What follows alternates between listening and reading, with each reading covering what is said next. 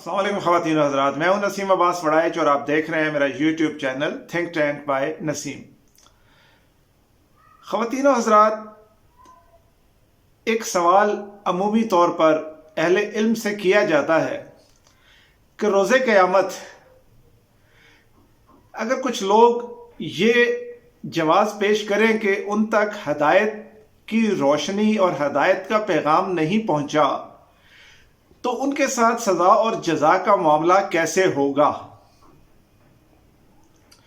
आज के इस मॉडर्न दौर में भी दुनिया में बेतहाशा ऐसे दूर अफ्तादा पसमानदा इलाके मौजूद हैं जहाँ पे ऐसे कबाइल हैं जहाँ तक हदायत की रोशनी तो दूर की बात, ज़माने की रोशनी भी नहीं पहुंची। इस सवाल पर बड़ा सोचता रहा और जो चीज़ मुझे समझ आई वो कुछ यूँ थी कि मुख्तलिफ मुआशरों के लिए कुदरत कुछ ऐसे वाक़यात को हाईलाइट कर देती है कि मुआशरे क्या रद्द अमल देते हैं। बस वही खुदा की जानिब से हक और बातिल को पहचानने के लिए हुज्जत होती है और उसी हुज्जत की बिना पर शायद सजा और जजा का मामला होगा। अहले इल्म की राय यकीनन इसमें बहुत से जो है वो इख्तलाफात मौजूद हैं और मैं हरगिज़ अहले इल्म नहीं हूँ। अलबत्ता एक तालिब इल्म की हैसियत से जो कुछ सोचा और समझा और कुछ वाक़यात को देखा और परखा तो समझ आती है कि कुदरत या खुदा खुद ज़मीन पर उतर के कुछ भी ठीक नहीं करता।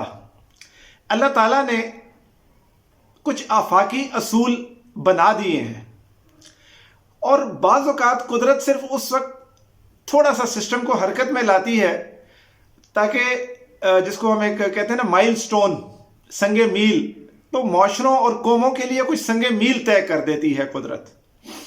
मैं पाकिस्तान के हवाले से अगर बात करूं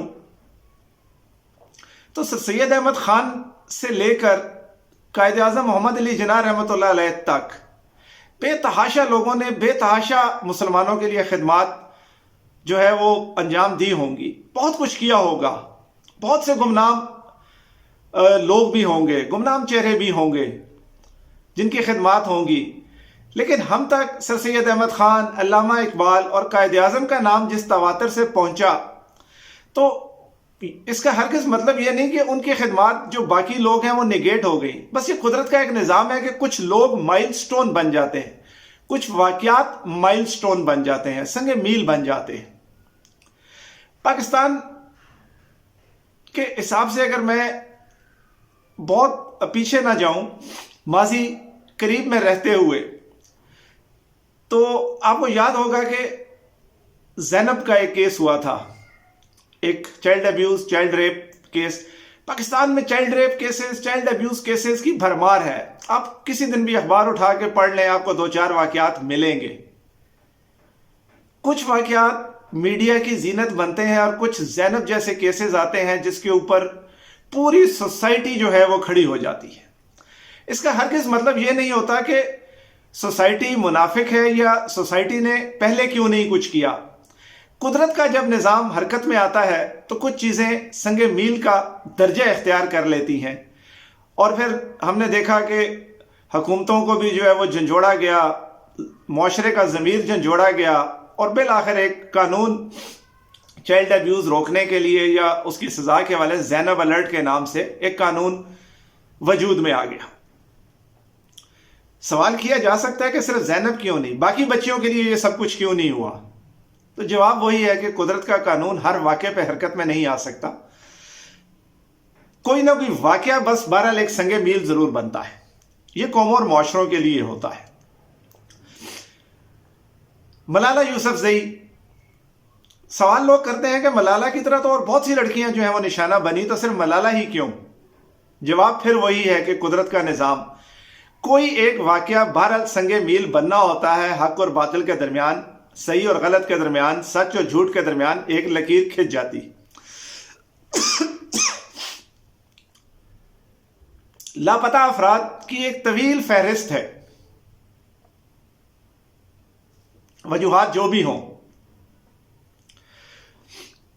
کوئی نہ کوئی کیس ہائی لائٹ ہو جاتا ہے، جیسا کہ کراچی میں نقیب اللہ محسود کا ہو گیا۔ یہ بھی معاشروں کے لیے ایک مائل سٹون ہوتے ہیں۔ پاکستان میں بہت سے صحافی مارے گئے، ارشد شریف کا کیس ہائی لائٹ ہو گیا، قدرت کا وہی نظام حرکت میں آیا کہ وہ خون ناحق چھپ نہ پایا اور وہ سامنے آنا شروع ہو گیا۔ سوال کرنے والے یقیناً کہیں گے کہ صرف ارشد شریف ہی کیوں، باقی کیوں نہیں؟ جواب پھر وہی ہے کہ قدرت کا نظام ہر واقعے پہ حرکت میں نہیں آتا، لیکن معاشروں کے لیے مائل سٹون بن جاتے ہیں۔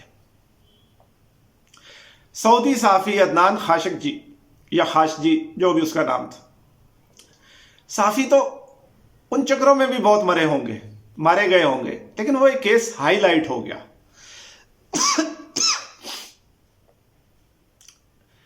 نیوزی لینڈ میں ایک جنونی نے اٹھ کے آل دا وے مساجد میں فائرنگ کر کر کے بے تحاشا لوگوں کو شہید کر دیا۔ پوری دنیا میں ایسے واقعات ہوتے ہیں۔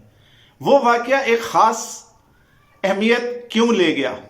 جواب، قدرت کا نظام حرکت میں آتا ہے۔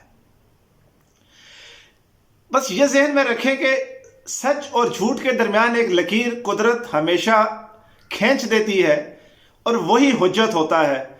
وہی روز قیامت ہم یہ نہیں کہہ سکیں گے کہ ہمارے سامنے تو کبھی کچھ ایسا آیا ہی نہیں کہ ہمیں حق اور باطل، سچ اور جھوٹ کے بارے میں کچھ پتہ چلے۔ اپنی بات کو ختم یہاں سے کروں گا کہ حضرت آدم علیہ السلام سے لے کے آج کی تاریخ تک مظالم کے بے تحاشا واقعات ہیں۔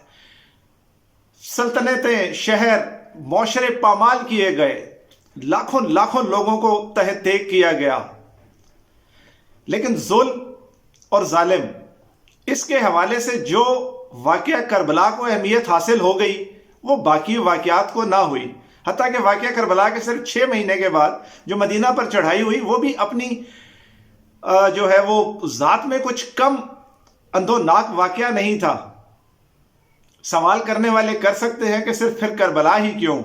تو جواب وہی ہے کہ قدرت کا ایک نظام، قدرت نے کچھ مائل سٹون طے کرنے ہوتے ہیں معاشروں کے لیے۔ سچ اور جھوٹ، حق اور باطل کے درمیان ایک لکیر کھینچنی ہوتی ہے، جس کو ہم حجت کہتے ہیں۔ اگرچہ میری باتیں آج خشک تھیں، امید ہے کہ میرا مخاطب جو لوگ تھے ان کو یقیناً یہ باتیں سمجھ آئی ہوں گی۔ اچھی لگی یا بری، کمنٹ سیکشن میں اپنی رائے کا اظہار ضرور کیجیے گا۔ اگلے ولاگ تک کے لیے اجازت دیجیے۔ اللہ تعالیٰ میرا، آپ کا، ہم سب کا حامی و ناصر ہو۔ پاکستان